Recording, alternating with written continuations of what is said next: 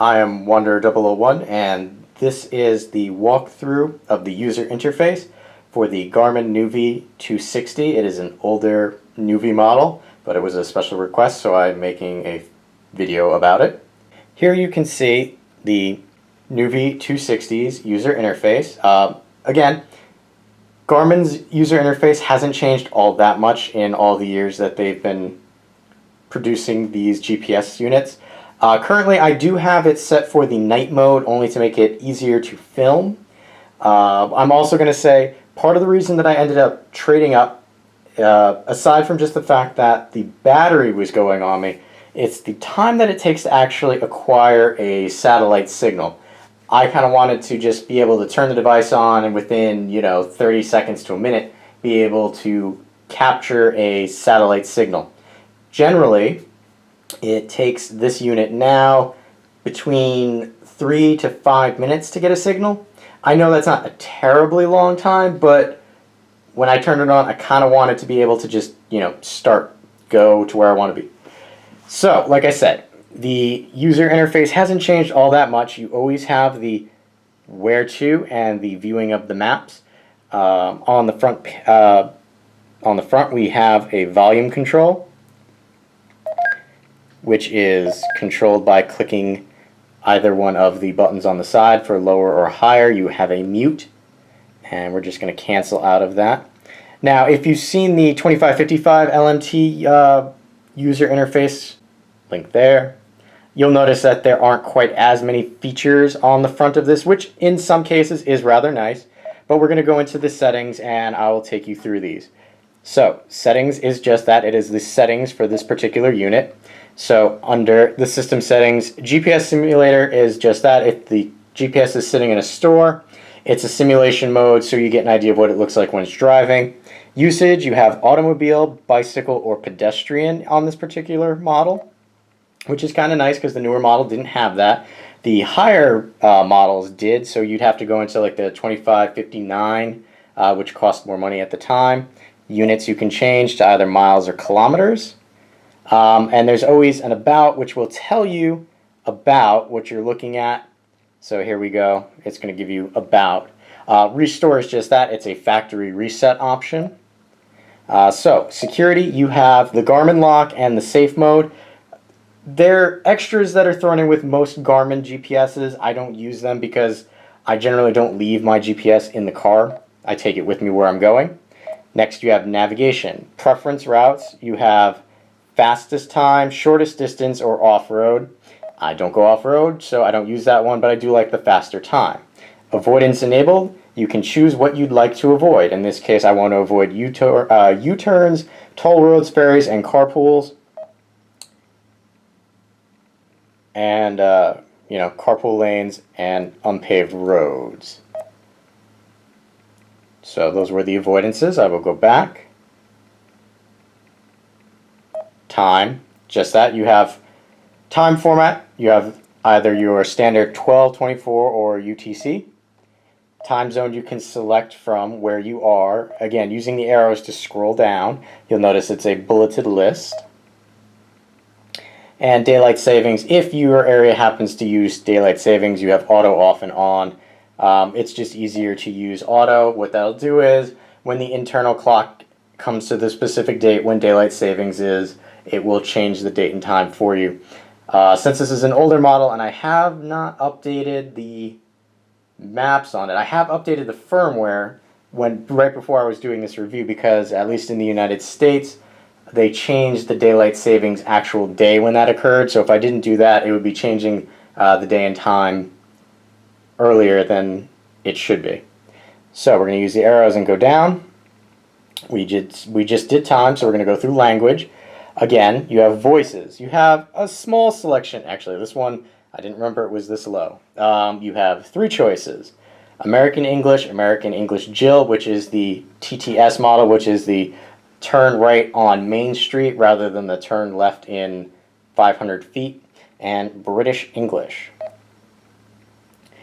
Text, you should have a little more to choose from. Yes, so we have American English set as the standard right now, and you can just scroll through until you find one that suits your region.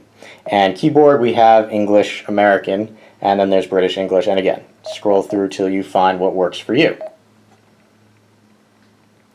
So I'm going to go back. Next is display. Like I said before, I have it on night mode just to make filming easier. There is daylight mode, which will change the background to white, and the auto mode, which again, like I said with the 2555, is based on time, not actual ambient light, because these two models do not have a light sensor. So I'll turn it back to night mode just to make the filming easier. Screenshots, disabled or enabled. Apparently I did not use the screenshots on this particular model either. And brightness, which would be the background brightness. If you're in a sunny location, you can change it again using the two clicking icons. There's no slider to use, unlike the 2555 had, so you're going to have to use the side buttons here. And we're going to go back and check your maps. So now that that's focused, you have map detail, you have most, more, normal, less. So you can, as you see over here, changing it will show varying levels of map detail. So if you're going for less, you're only going to see main roads. Normal will start showing side streets, and so on and so forth. Map view is three-dimensional, north up, track up. I keep it on 3D because it kind of gave it a more of a realistic, you are looking at a map that you're traveling through. And vehicles, you do have vehicle options.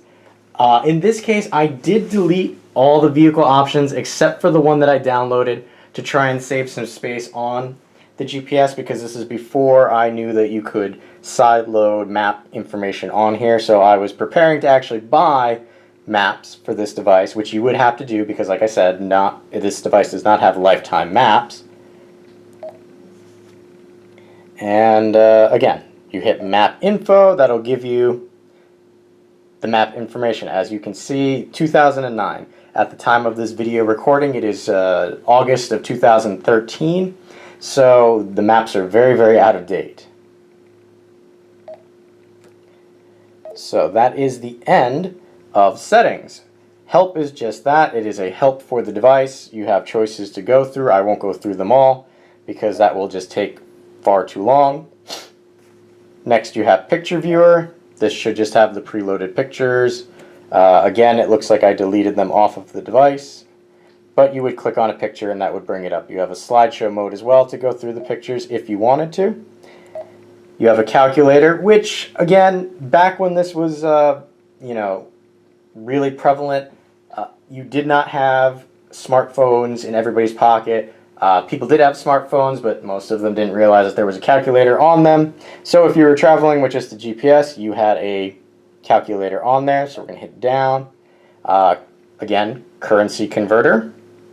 You have your USD, which United States currency, that's where I'm based out of.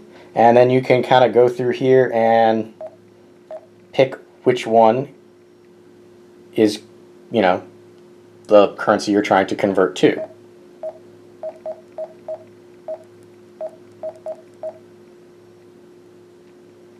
Alright, so in my case, I'm going to convert to a Mexican peso. So I'm going to say $1 US is 10.8 Mexican pesos. That's a pretty good conversion rate there. However, like I said, only the firmware was updated. This does not have a live antenna to the internet to manually update itself, so the currency conversion can be a little off. As you can see here, you would have to kind of change the exchange rate. Last updated August 31st of 2005. So you can see the exchange rate is not that anymore. Actually, I think, at least at the time of the filming, it's like $15 for $1 US. Unit converter, pretty much the same thing as the currency converter. You choose what you'd like to convert. Oop, go back. I want to convert feet into kilometers. Done. Alright, so 5.5 feet is that in kilometers. You can also, for conversion, area, distance, speed, temperature, volume, and weight. And then you have a world clock. So if you're a traveler and you want to know what time it is back home, what time it is where you're going, and what time it is where you are, you have 3 separate clocks that you can set, as well as the current time on the right. So 3 locations on the left, current time on the right. And that pretty much takes us through the user interface. Like I said, it is an older model, so it's kind of been trimmed down, or well, it's a trimmed down version of the newer user interface that's out here. I will show you the maps interface as I take it out for a drive. Sorry for the camera attempting to autofocus. Apparently it's kind of blurring a couple of the shots. But if you have any questions or comments about the user interface for the Garmin Nuvi 260, please leave them in the area below. And since this video was a little longer than I thought it would be, I'm going to break out the test drive. I will put a link over here, and you can see the test drive video of the maps feature for the Nuvi 260. Again, if you have any questions or comments, please leave them in the area below.